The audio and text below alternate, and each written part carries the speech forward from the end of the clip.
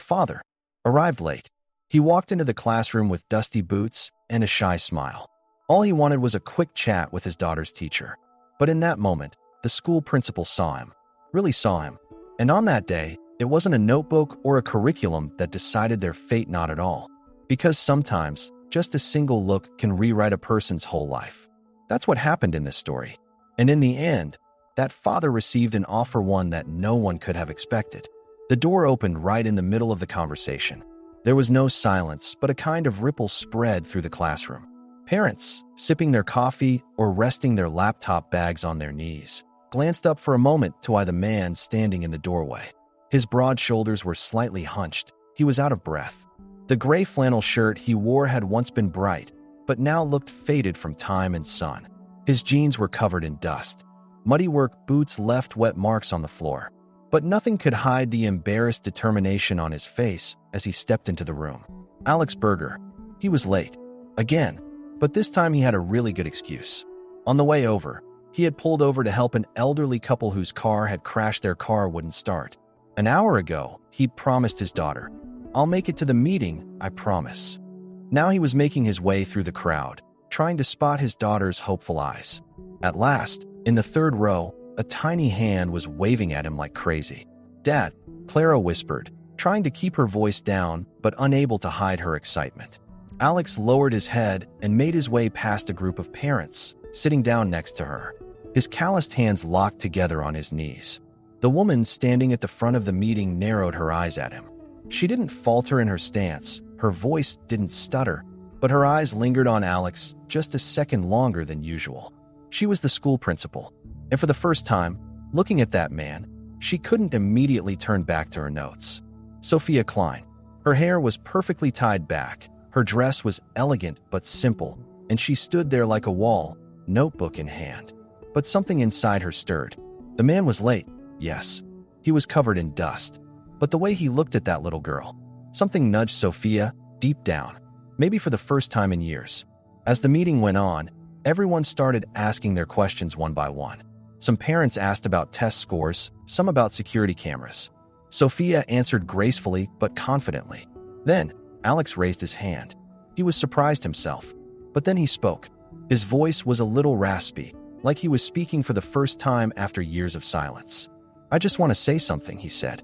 "I don't know much about test results or school curriculum. But my daughter comes to this school happy. She smiles when she talks to her teacher.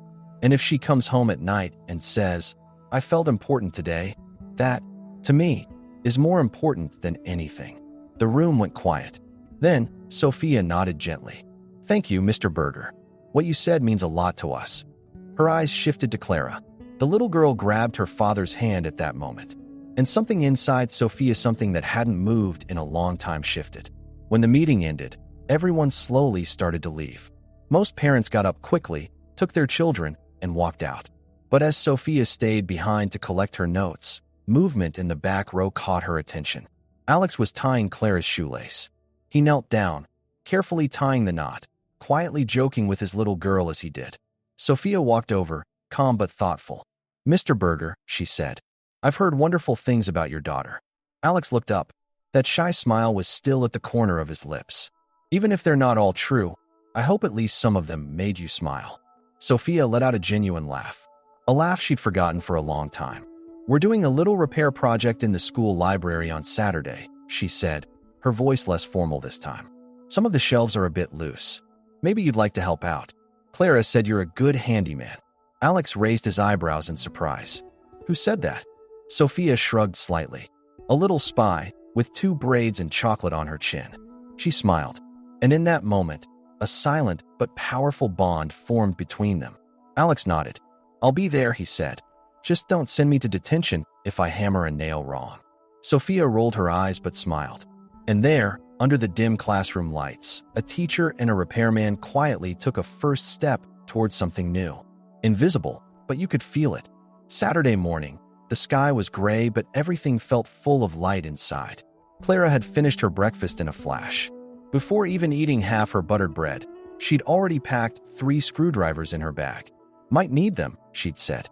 As Alex looked at her energy with admiration, he was wrestling with his own pounding excitement inside. This wasn't just some volunteer work. It was an invitation, and that invitation had made him feel more than he expected. When they arrived at the school, the building was silent.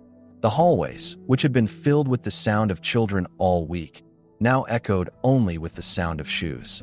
As Alex carried his toolbox, Clara bounced ahead toward the library. The door was ajar, and there was a sound coming from inside. A soft hum, a woman's voice, a melody. It was familiar, but different. Genuine, vulnerable, real. Sophia was kneeling in front of a shelf, struggling with a stubborn screw.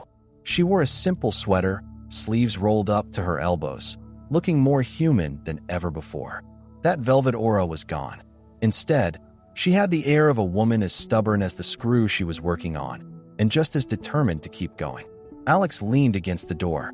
"The backup team has arrived," he said in a gentle voice. Sophia turned to look at him and smiled. "I started already, but this screw is stubborn." Alex stepped in and opened his toolbox. "They're usually like that.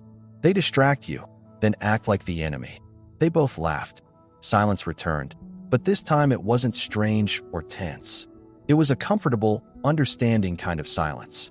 As the hours passed, they worked together. Sophia held the wooden panels, Alex tightened the screws. Clara and a few other kids were sorting books in the corner.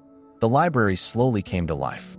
As the dust from the shelves danced in the air, something else was rising, too. Familiarity, trust, and a gentle attraction. During a break, Alex pulled out 2 cups of coffee from his thermos. "With sugar or plain?" he asked. Sophia was surprised. "You brought coffee?" "Old habit," Alex said. "On the construction site, you never start the morning without it." Sophia paused as she took the coffee. "You know, this week a parent said things to me that made me forget I'm not just a principal, but also a person." Alex turned his eyes to her. "Everyone needs people like you, especially kids." Sophia was surprised by the sincerity in his words. She lowered her head, almost like a silent thank you. "Clara said last night," Alex continued, "Miss Klein probably doesn't read books. She reads people." Sophia burst out laughing. "I think that's the best compliment I could ever get." Then she turned serious. "But I read you, too, Mr. Berger. I saw someone who was late, tired, but didn't give up. That's why I invited you. Not for the shelves. Because you being here means something." Alex stayed quiet. But in that silence, there was a thank you, an acceptance, maybe even a beginning. By the end of the day, the library looked completely different. The shelves were solid. The books were organized by color. Clara and her friends had created a dream reading corner by the window. There was a little sign on it, "Only dreamers allowed." As Sophia read the sign, her eyes filled with tears. "Your daughter is an extraordinary child." Alex nodded. "She takes after her mom. But I'm doing my best." Sophia looked into his eyes. "What you're doing is more than enough." What echoed between them in that moment wasn't just the silence of the past. It was the whisper of the future. The quiet tucked between the shelves was now full. And maybe, right there, just a few steps from the dream reading corner, not only books, but a whole new story had begun. Nothing seemed to change much at school over the next week. The students were still sitting at their desks, and the bell still rang just as loudly as ever. But for Sophia, everything had changed. Now, whenever she walked down the hallways, her eyes unconsciously searched for that morning the sound of a hammer, the quiet presence of a man in a flannel shirt. And every morning, even though she tried to convince herself she wasn't looking, that small flutter in her heart was always there. On Wednesday morning, Sophia was in the principal's office. Reports, petitions, and printed emails were piled up on her desk. But she couldn't concentrate.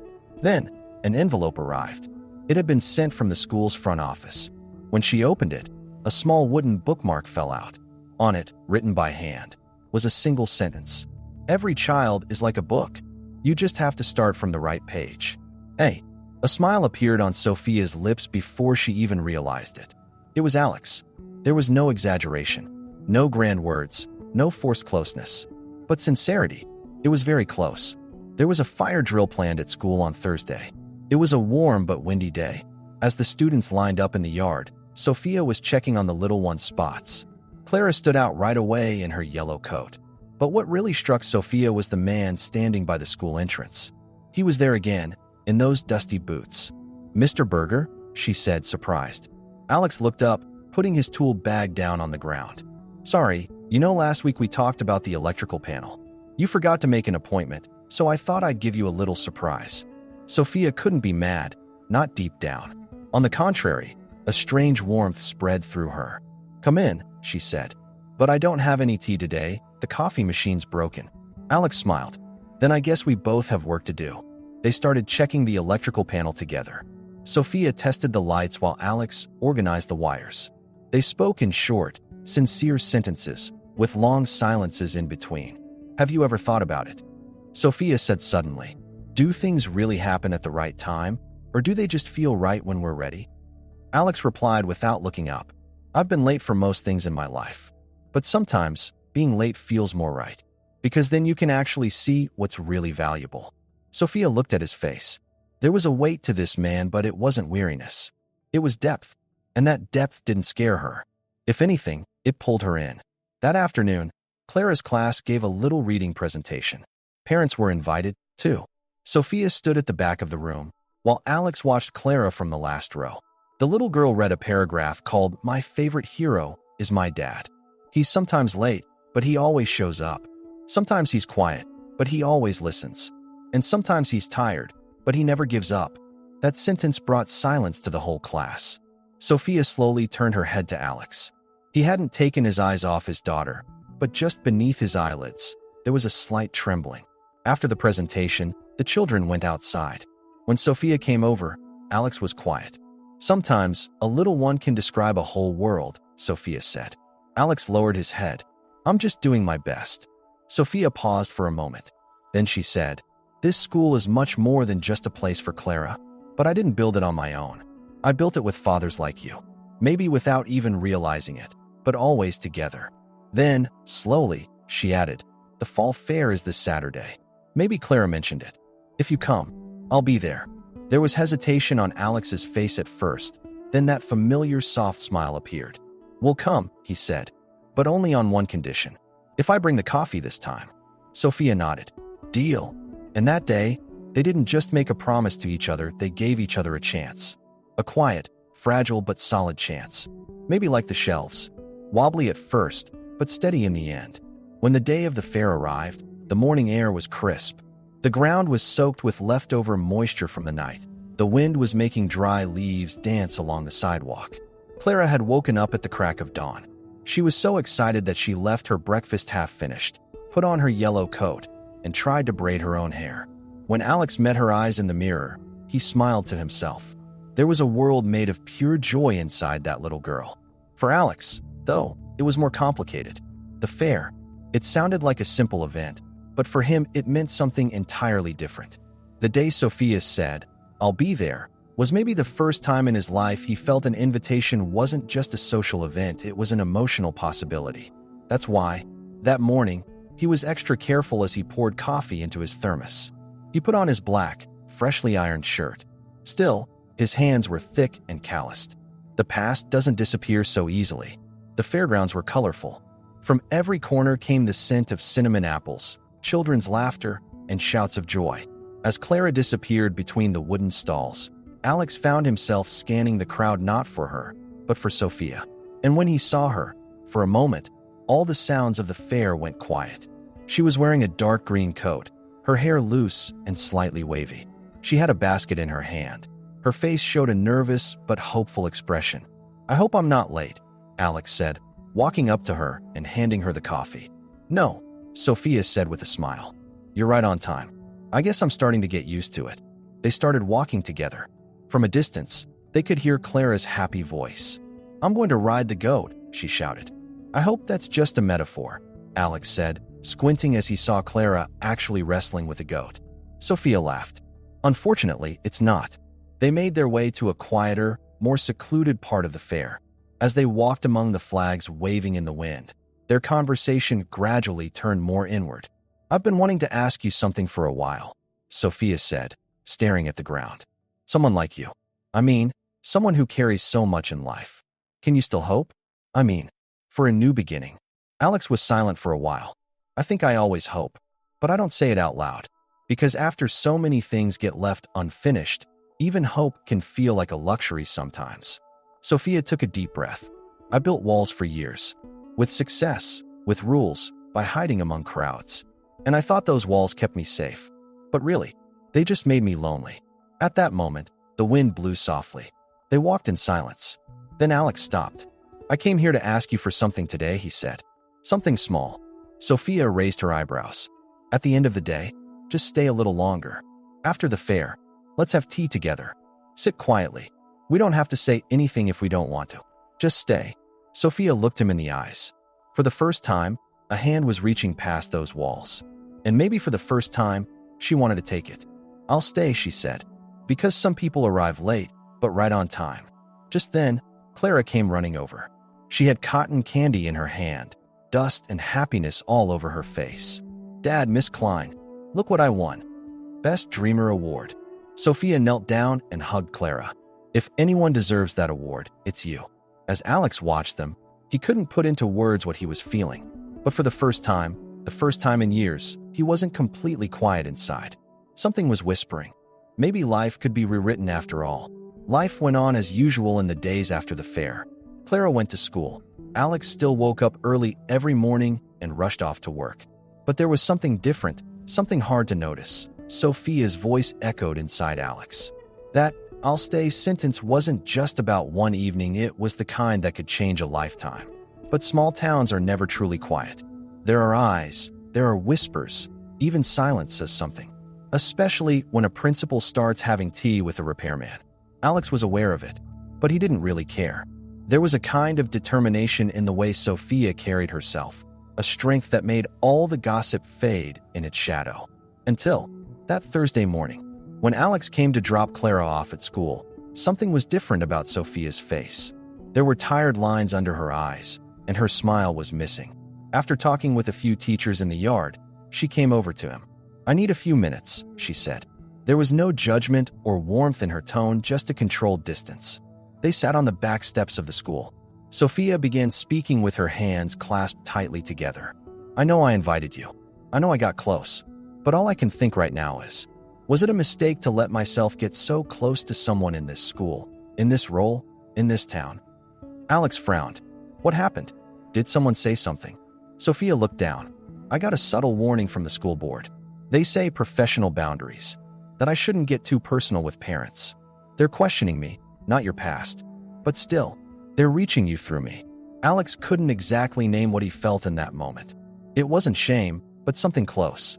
Not disappointment, but a deep sadness. So what are you saying? He asked quietly. Sophia looked away as she answered. Maybe. We shouldn't see each other for a while. Just until things settle down.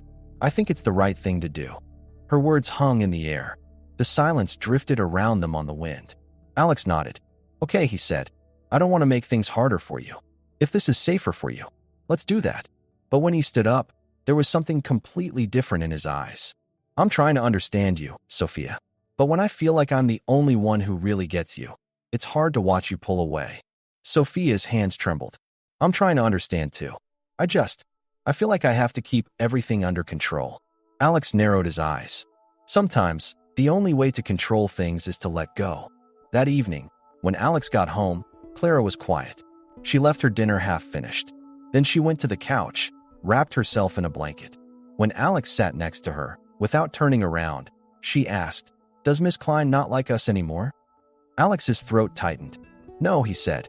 It's not her choice. Sometimes grown-ups have to act by the rules, not with their hearts. Clara turned her head. But when hearts stay quiet, everything gets colder. That night, Alex couldn't sleep for a long time. He took out a piece of paper and, out of old habit, began to write. The sentences were hard to form. But as he wrote, his hands relaxed. The weight inside him eased just a little. Sophia, I don't blame you. I'm not angry at a single word you said. But there's something I still can't say out loud. You're not just a principal to me. You're someone who touched my daughter's imagination, who answered the silence inside me. So even if you pull away, I won't forget your sincerity, the screws you put into the shelves, the way you held those books. Because you're one of the quietest kindnesses I've ever known. He wrote the letter, but he didn't send it. He put it in a drawer. Maybe it was just to find some relief, like those half-finished prayers from years ago. But life is strange. Sometimes, even letters that are never sent find their way to their reader. And Sophia. A few days later, When she found that note behind a picture Clara had drawn on her desk suddenly, she understood who really had left their heart out in the open, when and how. The first light of morning was streaming in through the school's window. The air was still cool, but it felt like something under the earth had started to wake up. Spring was about to show itself.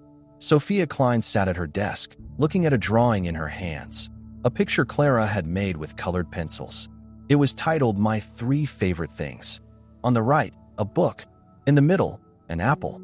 On the left, a scene, a little shaky in the lines but clear in meaning, her dad and Sophia holding hands. The writing on the back was different from Clara's. Bigger, heavier. It was Alex's letter. Never sent, but somehow it had found its way. Sophia's hands trembled. As she read those lines again and again, a door opened inside her. But this time, the door didn't lead to fear or guilt. It just led to being, to simply, honestly, bravely be. That day, the school was holding Dream Day. The children were reading poems and short stories they had written themselves. Clara stepped up to the podium, her knees shaking. She held a notebook with red lines. "This is a true story," she said into the microphone. "But there's magic in it. Because sometimes, quiet people are like a book. If you open their pages, you find a whole world." Sophia stood there, frozen. That little girl had seen her silence. She had read her like a world. After the event, before the crowd had scattered, someone walked in through the door. He was wearing a clean flannel shirt and carrying a small box. Alex. His eyes found Sophia right away, and hers found his. There was nothing hidden between them anymore. No explanation, no excuse. Just one fact. Their hearts knew each other. Sophia walked up to him. "You being here. It's almost too good." Alex narrowed his eyes and gave a little nod. Sometimes life makes you feel like you don't deserve things that are too good. But then someone comes along, and just by being there, makes you believe you do. He handed her the little box. Inside was a tiny bookmark made of wood. These words were carved into it. "Second chances come quietly. They don't knock. They just wait." Sophia took a deep breath. "I want to open that door, Alex." Her hands met his. This time, there were no school rules, no gossip, no fear in the way. There were just 2 people. Tired, but not defeated. Lost things, but still believing. Clara watched them from a little distance. She whispered to a friend, "You know what?